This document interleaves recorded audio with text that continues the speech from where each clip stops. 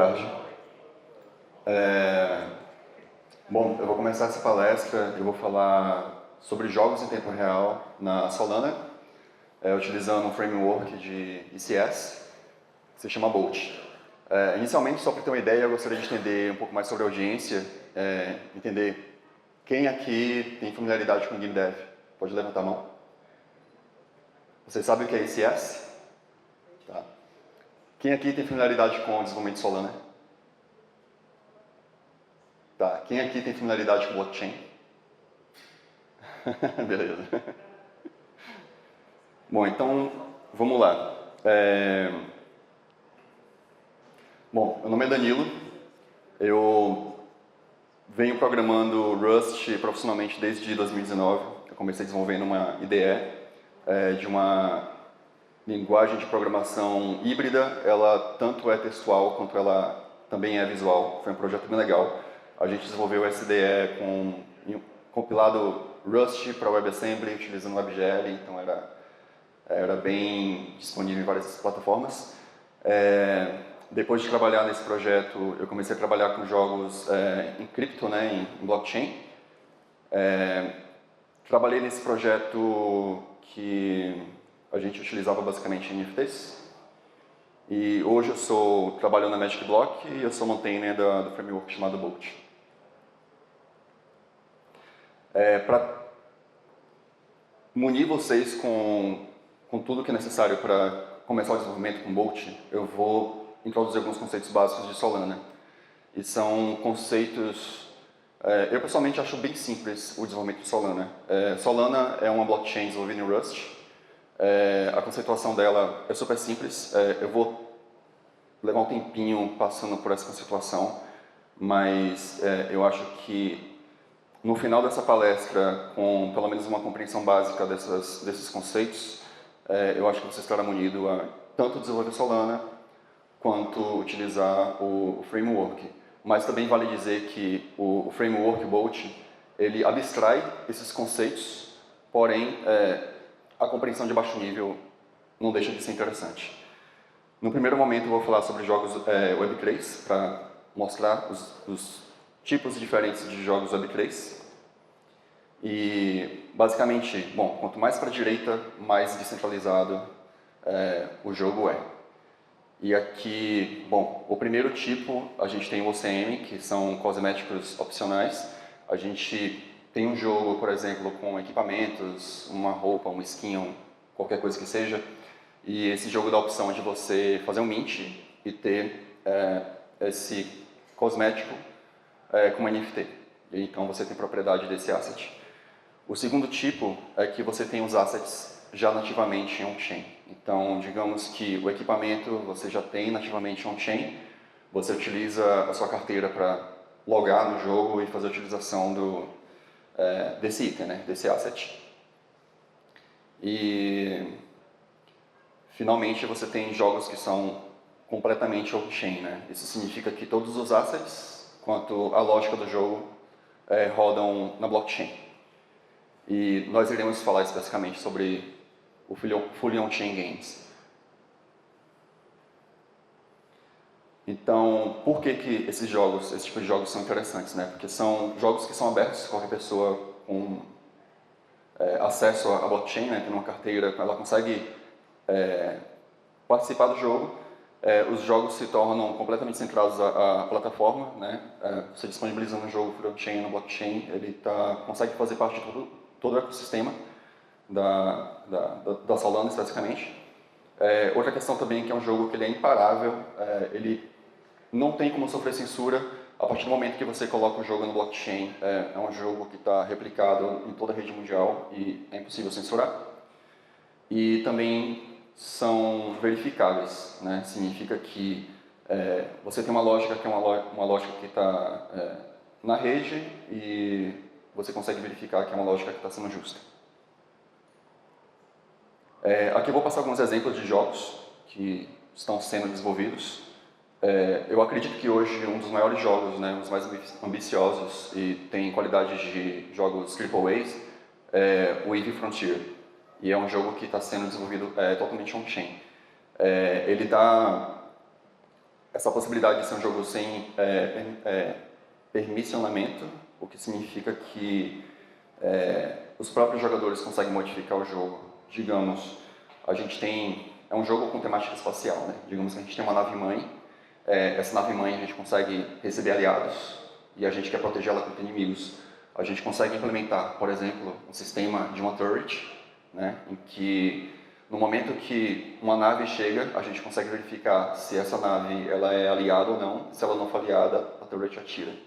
Isso pode ser uma coisa extensível pelo próprio interesse do jogador e, bom, ele implementa e faz deploy no mundo, né?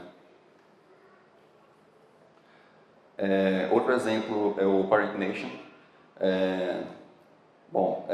Outro exemplo de jogo que não dá para ser desligado e você, assim, é um jogo que, os jogos Flame Chains, eles podem ser jogos que progressivamente o estúdio pode passar a propriedade para o controle, né, do jogo para os jogadores. Isso significa também que, se em algum momento o estúdio parar de existir, o jogo pode continuar existindo, rodando, e enquanto a comunidade tiver interesse de existir, de que ele exista, né, e que ele funcione. Esse é um jogo que está sendo desenvolvido internamente. É um jogo que a gente tem um exemplo de regras que são impostas e verificáveis. A gente tem todo o sistema econômico. É basicamente um jogo de tactics, né? Não tactics, é mais de estratégia, né? De estratégia de recursos, gerenciamento de recursos. E, bom, nesse jogo a gente tem todo o sistema econômico com inflação imposta, enfim, né? A gente pode adicionar novos recursos aos sistemas, como exemplificado no EVE. E, bom, é isso. Deu uma apresentação do que são os jogos, os tipos de jogos Web3, né, blockchain. E agora eu vou passar para os conceitos básicos de Solana.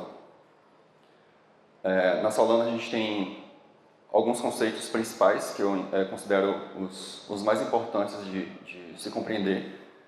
Que no Solana a gente tem separação de dados e programas. Os dados são armazenados nas contas.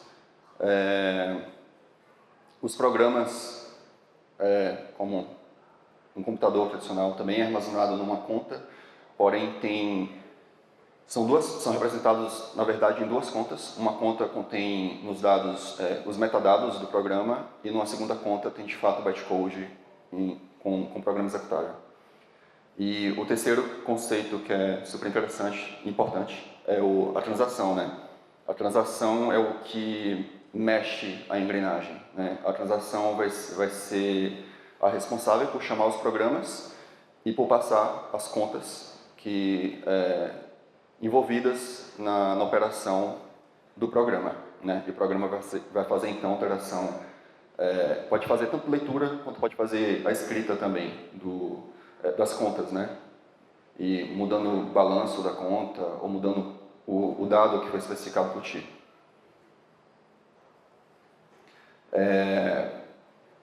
Essa estrutura é a estrutura de fato da conta. Como você pode ver, ela tem um lifetime, então ela é passada como referência. E aqui tem alguns pontos importantes. Logo em cima temos a chave, o que identifica a conta.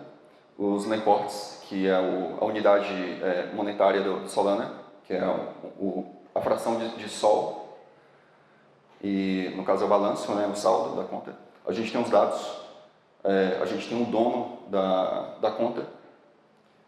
A gente tem a época de aluguel, porque, bom, a gente está armazenando dados nessa conta e para esses dados estarem disponíveis no blockchain a gente precisa pagar aluguel.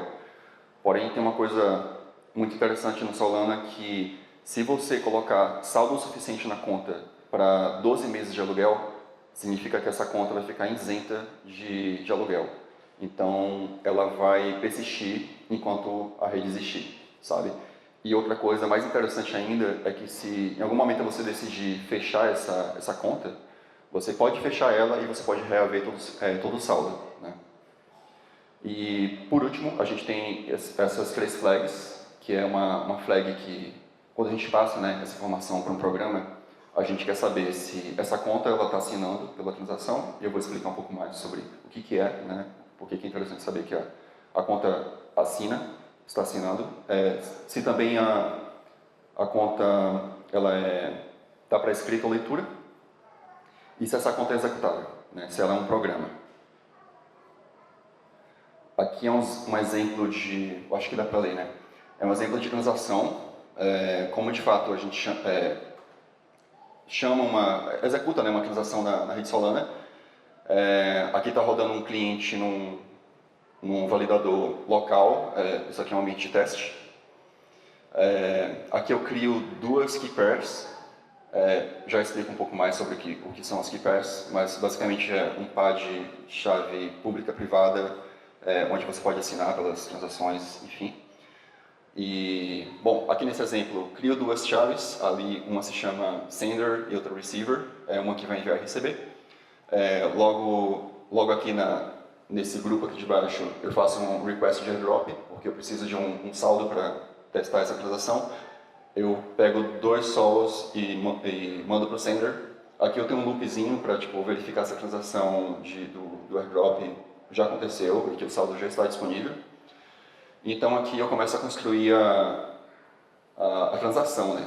A transação ela é composta por instruções. Você pode ter diversas instruções dentro dessa transação. Nessa transação em específico, eu vou apenas chamar a instrução de transferência, a caráter de exemplo, né? E aqui eu estou transferindo um Solana, né, que não posso pessoal. Vou transferir um Solana do sender para o receiver. Aqui eu faço a lista de instruções, aqui só vou ter o transfer instruction. Aqui eu tenho quem vai assinar pela transação. Nesse caso, quem vai assinar é quem está enviando no caso, o Solana, né? E, bom, quando a gente diminui a quantidade de lemports de uma conta, essa conta sempre precisa assinar por ela. Porém, essa segunda conta também ela vai ser uma conta que vai estar em modo de escrita, né? E, bom, aqui eu tenho um payer, quem vai pagar pela taxa de transação, porque cada transação ela tem uma taxa, que é uma taxa, na rede Solana ela é bem barata, ela custa em torno de, se não me engano, 10 centavos de dólares, talvez menos, não tenho certeza, mas é algo em torno por aí. Um outro ponto importante que a gente precisa identificar qual é o último block hash, porque a gente precisa ter certeza que essa transação ela vai entrar ela vai ser assinada por um block hash recente para a gente conseguir processar ela. E aqui finalmente a gente constrói a transação, chamando a função newSignedWithPayer. Instruções, quem paga, quem está assinando e o block hash.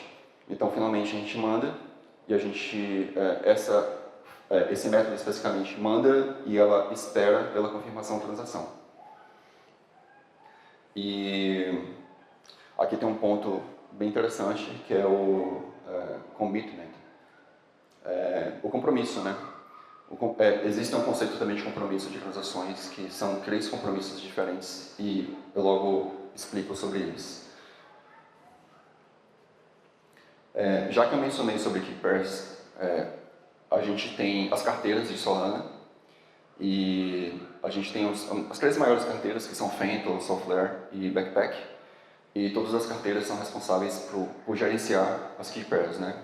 No exemplo anterior, a gente criou dinamicamente novas key pairs, porém, quando você tem sua carteira, você quer ter sua key pair armazenada numa carteira de forma segura e utilizar ela sempre.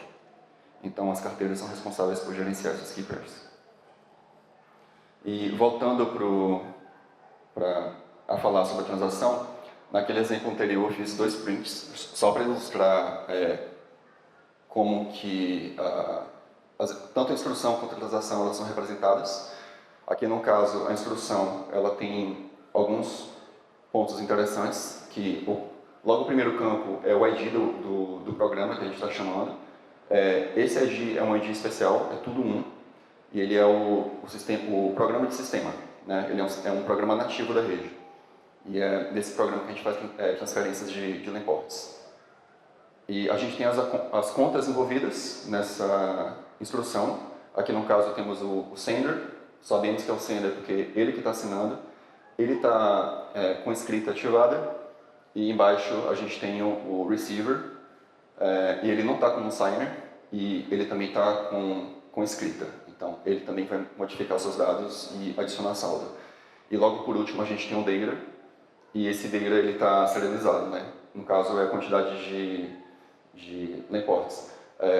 E muito além disso, ele na verdade tem a quantidade de imports em algum momento, mas os primeiros números eles são de 1 em 1, né? Ele tem um discriminante logo na frente, porque o programa tem, além de ter a função de transfer, ele tem várias outras funções, e a forma de distinguir, como o programa tem um único entry point, a gente manda os dados, a gente manda o discriminante, a gente identifica o que exatamente a gente quer chamar, então a gente chama a função que a gente quer internamente no programa.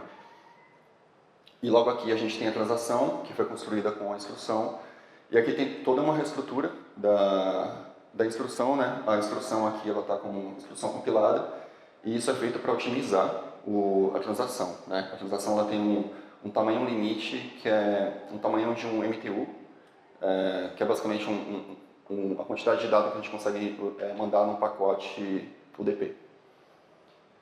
E, bom, a gente tem aqui as assinaturas, logo embaixo a gente tem a mensagem, que é onde de fato a gente vai ter os dados interessantes da transação. Aqui a gente tem um header, no header diz tipo a quantidade de assinaturas requeridas, aqui é quantidade de só contas de leitura, e aqui a quantidade de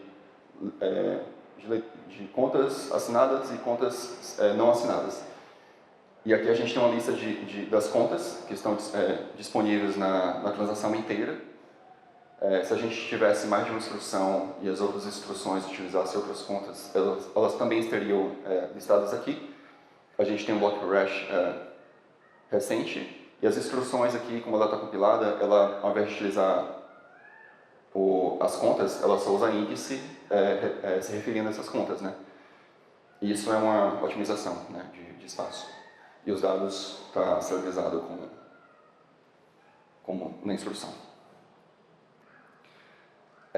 Quando a gente manda a transação, a última coisa que eu imprimi naquele código foi a assinatura da transação, né? A gente pode pegar essa assinatura, a gente pode ir nessa página que é o explorer.solana.com, e a gente pode colocar a assinatura lá. No caso, a gente pode se conectar a clusters diferentes. Solana tem mainnet, tem um devnet, e o local host aqui é o localnet, né, que é o cluster que eu estou rodando para fazer o teste. E aqui a gente consegue obter várias informações sobre a transação, né? Se a transação foi sucedida, a gente consegue pegar os logs da execução do programa, a gente consegue pegar o status dela, né? Se ela foi confirmada, se ela foi processada, se ela foi finalizada. Isso são os compromissos, né? Os commitments. E, bom, é isso. Várias informações aí. É sempre muito interessante utilizar essa ferramenta para depurar, né, a execução de transações. E um ponto importante também é como que a validação de transação acontece, né? O cliente ele envia a transação assinada, logo depois ele manda para o cluster, o validador verifica a transação, ele vê se a assinatura está correta, se os dados estão consistentes, enfim. Ele pega essa transação, inclui numa fila global. Agora, na fila global, ela é executada pela máquina virtual. Algum validador vai pegar essa transação e vai executar. A execução do programa pode falhar. Então, se a execução tiver êxito, ela é inserida no bloco de transações válidas. E logo quando ela é inserida nesse bloco de transações válidas, entra no mecanismo de consenso, de votação, e se ela tiver 66% de maioria, pelo menos, ela entra como confirmada, né? Uma coisa interessante para saber é que um bloco na Solana demora 400 milissegundos para ser processado, e um bloco pode conter uma quantidade razoavelmente grande de transações, e a quantidade depende de cada programa, cada instrução assim a nível de assembly, né? Cada operação a nível de assembly, ela tem um custo computacional, e esse custo na rede Solana, ela é medida por CUs, que são Computing Units. E cada transação por default tem 200 mil CUs para uso. Tem transações, o máximo que uma transação pode ter tipo, é 1.400.000 de CUs. E o máximo de CUs que um bloco tem é 40 milhões de CUs. Então, com isso você consegue fazer um cálculo e ter uma noção de quantas transações um bloco pode ter, né? E, bom, falando sobre commitments, a gente tem 3 níveis diferentes de commitments. Isso é interessante saber porque no momento que você faz uma transação, você pode querer a resposta de forma imediata. No caso, como a gente está falando de jogos, a gente quer ter a informação o mais rápido possível. Então a gente está interessado no primeiro nível de commitment, que foi processado, a gente pega os dados. Mas, em compensação, tem outros níveis de commitment, que é o confirmado e o finalizado. O confirmado é quando ele foi voltado e foi incluído no bloco. E o finalizado é 30 blocos depois dele foi confirmado e é isso. Então, quanto maior o nível de commitment, menor o risco de ser reversível, né? Da transação ser reversível. E, no caso, para exemplificar, né? Se a gente está fazendo um sistema de pagamento e a gente quer entregar o produto apenas quando o pagamento foi realmente confirmado e ele é reversível, né? A gente está interessado em utilizar o commitment finalizado. A gente só vai entregar um produto se o pagamento foi reversível. E aqui a gente tem um exemplo de programa de Solana, utilizando o SDK do Solana. Então, é o mais enxuto possível. Esse aqui é um entry point. A gente tem que ter esse macro para definir, né? Qual que é a função que a gente vai chamar de entry point. A assinatura é basicamente o ID do próprio programa, as contas envolvidas no programa, na execução do programa, que foram enviadas para esse programa especificamente, a instrução, enfim. Com isso aqui, tipo, tem várias coisas que a gente precisa fazer, né? Está muito baixo nível, tem muita coisa que a gente precisa fazer. A gente precisa garantir que os dados são consistentes, a gente tem que deserializar ele, tem que saber se está válido, enfim, que não tem nada malicioso. As contas também a gente precisa verificar se as contas têm o signer corretamente, se é a conta que a gente está esperando de fato. E tem vários checks, né, que a gente precisa fazer. Enfim, com o Bolt, muitas dessas coisas são abstraídas e são coisas que a gente não precisa se preocupar, né? E vale pontuar também que um framework que é bastante utilizado para desenvolvimento de programas no Solana se chama Anchor. E ele tem um certo nível de facilitação dessas coisas, porém eu tenho a impressão de que o Anchor ele é quase uma linguagem de marcação, sabe? Você tipo, faz as configurações ali das coisas que você espera. Isso me faz achar que torna pouco extensível, sabe? Ele é pouco Rust, na minha opinião. Enfim, e existe um tipo de conta que é importante também falar, que é uma conta derivada do programa. Essa é uma conta que a gente consegue modificar o saldo dela sem precisar que essa conta assine. Mas essa é uma conta especial porque ela pertence apenas ao programa. Então, digamos que a gente está criando um programa para ser uma vault para guardar, sei lá, dinheiro de um jogador, sabe? Então, para a gente conseguir essa conta, a gente faz uma derivação, que a gente utiliza o ID do programa, e a gente utiliza uma informação que se chama seeds. E a seed, ela é arbitrária. Nesse caso aqui, eu coloquei o vault para dizer que tipo, esse grupo, né, de contas vai pertencer ao vault, e eu tenho um player key, que no caso, esse vault especificamente pertence a esse player, né? E aí eu posso colocar um dado arbitrário nessa conta. E, bom, finalmente, vou falar como que a gente utiliza Bolt para desenvolver jogos, né? Aqui é um exemplo de arquitetura, né, de jogos full on-chain, utilizando Bolt especificamente. A gente tem o Bolt como uma ferramenta de back-end, onde a gente vai desenvolver todos os programas, que a gente passa a chamar de sistemas, porque é um conceito de ICS. ICS jogos é uma separação que a gente faz de entidades, componentes e sistemas. Por exemplo, uma entidade pode ser um player e um componente pode ser vida, pode ser um item, sabe? Pode ser diversas coisas. Componente, basicamente, é como a gente representa os dados e a entidade, pensando em banco de dados, é como se fosse o primary key, né?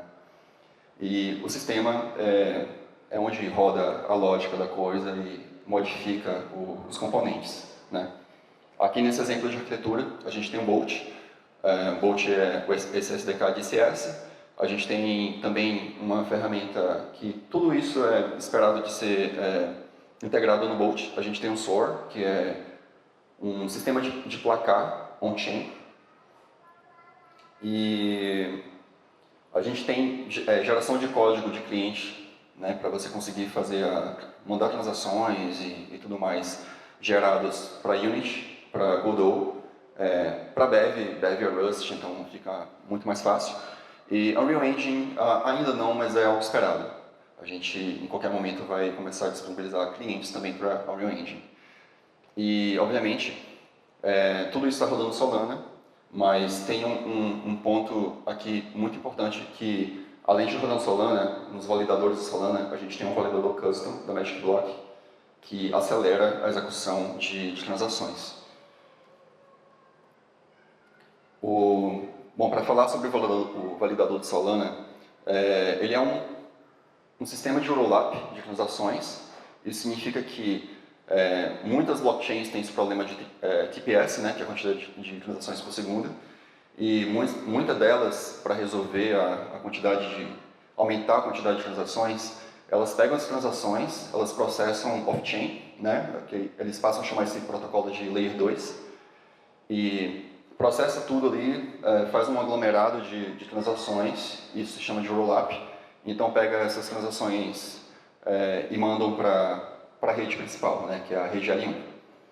E no caso, esse Ephemeral Validator, ele não é um L2, ele é considerado L1 porque na verdade ele é um fork do Validator do Solana e ele tem algumas coisas removidas e simplificadas, né? O mecanismo de consenso, por exemplo, não existe, porque um validator ele roda sozinho, né? Ele não tem outros validators, ele não precisa fazer sync entre outros validators.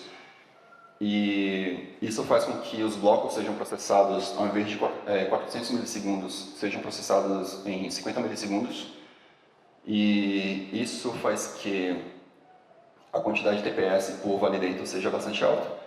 A gente consegue, por exemplo, como eu estava falando para vocês, né, a quantidade de CU numa transação, em pior caso, a gente utilizando a maior quantidade possível de compute unit, seria de 1.4 bilhões por transação.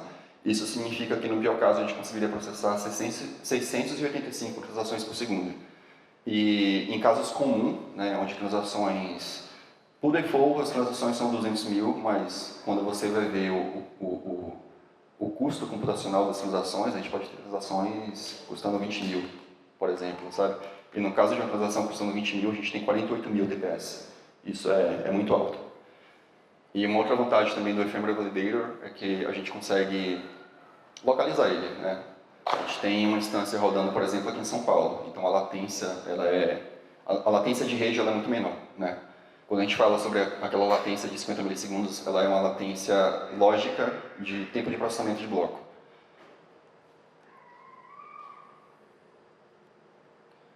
E, bom, quando a gente fala sobre a lógica na blockchain, a gente tem Bolt, né, que é o Rust mais ICS, a gente tem entidades, componentes, sistemas, e aí o que a gente tem de ganho de performance é baixa latência e alta taxa de transferência, né, como explicado. A lógica na blockchain, a gente tem algumas representações, né? A gente tem os componentes, que são representados como contas, que são os dados, os sistemas, que são os programas, e as entidades são referências a contas, né? Só são um ID.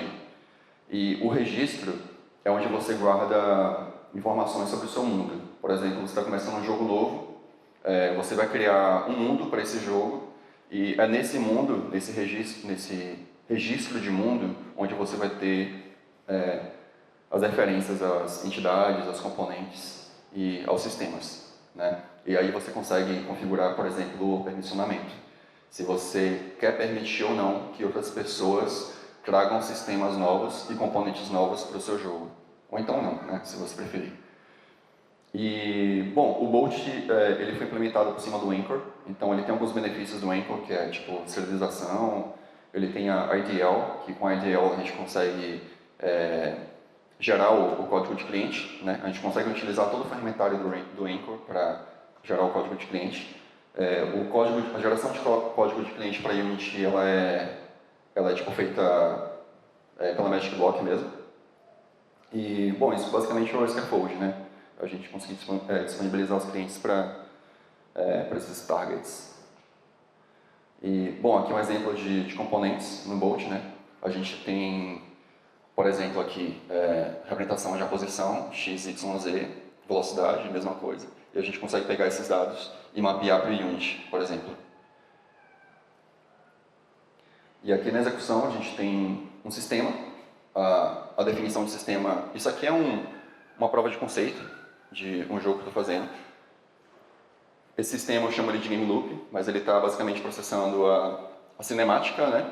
Que nada mais é que atualizar a posição do jogador com sua velocidade em função do tempo.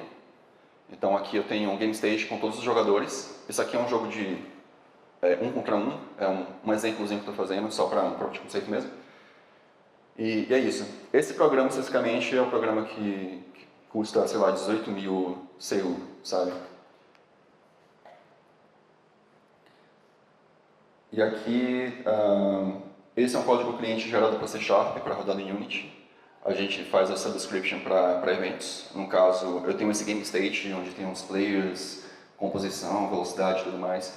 Então, eu faço subscription para essa conta especificamente. Então, toda vez que essa conta é atualizada, eu pego essa informação e processo ela. Nesse caso aqui, você pode ver que tem um commitment, né? Esse exemplo aqui não foi escrito por mim, mas idealmente seria melhor, ao invés de utilizar confirmado, usar processado. Então, no momento que foi processado, a gente conseguiria esse update. E por isso que eu mencionei sobre commitment, né? É bem importante saber disso. A gente consegue acelerar o update, né? Esse aqui é um exemplo aqui da prova de conceito que eu estou fazendo, onde tem a cinemática, tem a colisão, que é um cálculo bem simples de interseção linha-círculo. Infelizmente o tirinho não está renderizado, deveria renderizar uma linha, mas eu clico e a partir do momento que eu clico, se acertar o alvo, a vida diminui. Então, não tem, nesse exemplo que você vai ver aqui agora, não tem predição de movimento. Então, o que você está vendo renderizado na tela é o estado na rede sendo enviado para o cliente e renderizado, sabe? Então, aqui a gente tem, sei lá, 15 transações por segundo e é real time, sabe? E, tipo, e o melhor de tudo é que ainda tem espaço de otimização, sabe? Aqui eu estou pegando aproximadamente 50 milissegundos, que é o tempo de geração do bloco. Porém, eu conseguiria pegar isso ainda mais rápido. Em testes, eu já percebi que quando eu envio uma transação e a transação ela é processada, o update ele é retornado na hora, sabe? É tipo 8 milissegundos de latência. Então eu conseguiria, ao invés de esperar pela geração do bloco, eu poderia pegar esse update no momento que a transação foi executada e processada com sucesso, né? Então, é isso. Conclusões, né? Jogos front-chain permitem a criação de mundos que pertencem aos jogadores, persistem para sempre, podem ser estendidos sem permissionamento, se conectam a economias on-chain, a gente pode utilizar NFTs, gerar NFTs como recompensa para o jogador, né?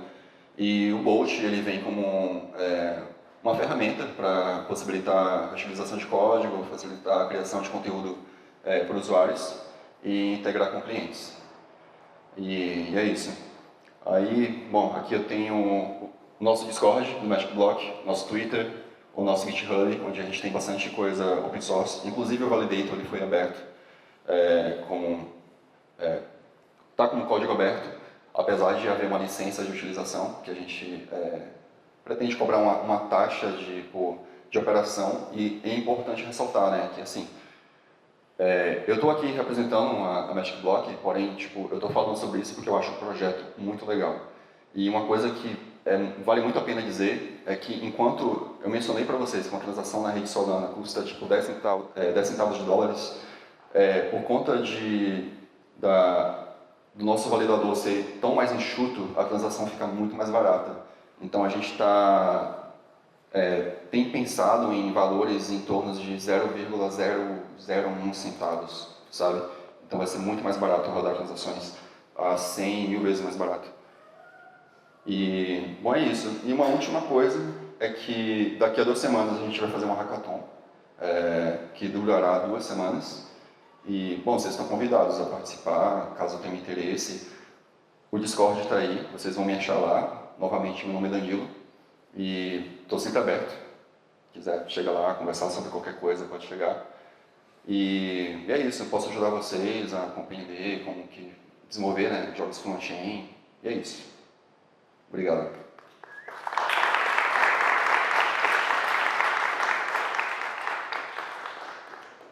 Dúvidas? Eu tenho uma. Como que os contratos são compilados e executados no blockchain, tipo, na Solana especificamente? Tipo, WebAssembly? Os programas são compilados com um bytecode específico do Solana, que se chama SBF. Ele foi um fork de um formato do Berkeley. E, enfim, né, é Berkeley Filter Format, eu acho, alguma coisa assim, Filter Program, não sei, eu acho que é isso. Mas, enfim, ele é compilado para esse formato, ele gera um arquivo SO, uma biblioteca dinâmica, né, basicamente, e aí você faz deploy. Né. O deploy do programa ele chega a ser bem custoso, dependendo do tamanho do programa. Então, por isso que a gente tem o DevNet, onde a gente pode fazer toda a validação, né? A gente consegue fazer airdrop, como eu fiz no exemplo, a gente faz o airdrop, a gente consegue quantidade de Solana, a gente manda para o DevNet e faz toda a validação lá, né? Além de fazer validação local. Mas é isso. Oi. Quando você estava apresentando sobre essa questão de fazer jogos totalmente da rede da blockchain, teve alguns exemplos de código ali, eu fiquei em dúvida de como que fica a questão de performance e latência, considerando que você está meio que sincronizando todo o estado do jogo dentro da blockchain. Não sei se era exatamente isso que você estava mostrando nos exemplos, mas você pode falar um pouco mais de como que fica essa questão de performance, jogos que são muito dinâmicos, toda essa interação? A sua dúvida em relação à sincronização, sincronizar na própria blockchain mesmo, ou sincronizar entre os jogadores? Entre os jogadores? Bom, a gente tem um servidor onde os jogadores fazem subscription, então toda vez que existe uma atualização desse dado, todo mundo que está inscrito nesse evento recebe a notificação. Né? Então é um estado compartilhado. E de imediato todo mundo receberia a informação. Isso.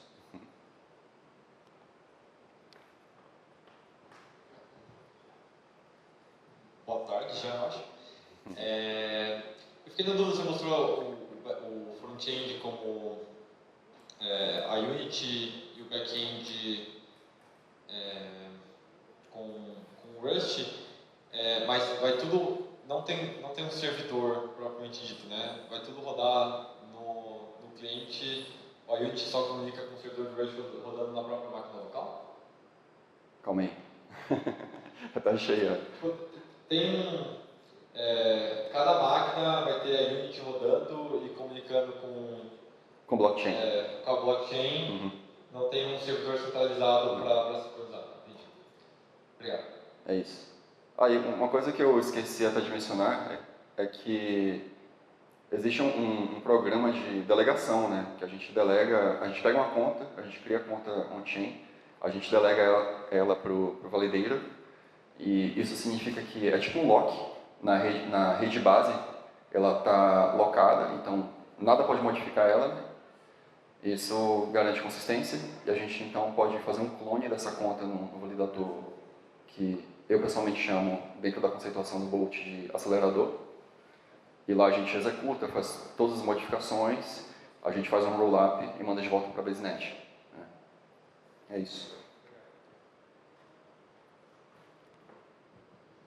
Existe algum desafio de rentabilidade de fazer um jogo com blockchain? No sentido de, tipo, se você fizer um jogo da maneira assim, fora da blockchain, você pode comprar um servidor, talvez, deixar o servidor rodando, você vai pagar pelo servidor e é isso.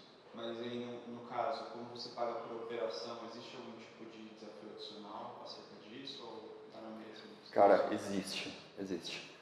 Jogos tradicionais eles acabam sendo mais baratos. Mas é por isso que a gente tem que pensar nos benefícios, né? É uma nova economia, jogos de blockchain. Existe nicho, audiência, lógicas que só são possíveis em jogos de blockchain, né? Que são... assim, eu pessoalmente gosto de pensar... Eu não sei se vocês já viram o filme Jogador Número 1, né? Tipo, baseado em um livro. É basicamente assim, um mundo em que todo mundo vive numa realidade virtual, nesse mundo de metaverso. Né? E nesse mundo de metaverso é uma economia aberta, onde franquias, todo mundo tem personagens, carros de Mario Kart, Mario de outro jogo, e tudo convive, sabe? Eu idealizo que a blockchain permite essa criação de economia, onde os assets podem estar disponíveis para todos. Então você pode, se, digamos, a gente define um formato on-chain, onde vários jogos diferentes utilizam o mesmo formato, a gente pode ter o mesmo asset disponível em vários jogos diferentes. Isso é uma coisa que é possível só em blockchain, sabe? Não só em blockchain, mas é facilitado pela blockchain. Mais alguma?